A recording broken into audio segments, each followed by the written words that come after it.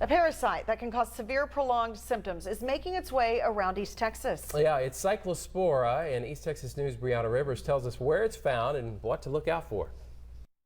If you go into the grocery store in Tyler, Texas, you'll be amazed at where those foods are coming from. Infectious disease Dr. Richard Wallace believes that imported produce is the source of the latest Cyclospora outbreak. Their water supply is not as well controlled as ours is, so getting contaminations with viruses and parasites is much more likely. Texas Human Health Services reported 68 cases of Cyclospora in the past month, 5 of which are in East Texas. It is kind of like a parasite, but it comes in it's the form of human feces. If someone has diarrhea, their secretions were to get on food, incubate for a period of time, it then becomes infectious, and you can get the illness by eating the materials that are contaminated. Fred Killingsworth of the Gregg County Health Department says that some are at more risk than others. If you're immunocompromised, or if you're aged, or if you're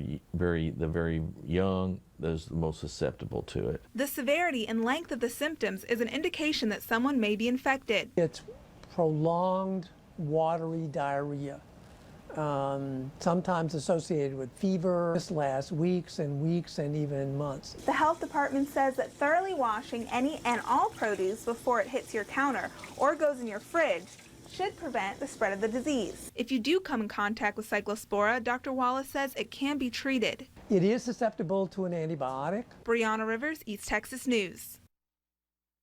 The most common produce associated with the disease: lettuce, raspberries, and cilantro. But the Department of Health and Human Services is still investigating the specific cause of this particular outbreak.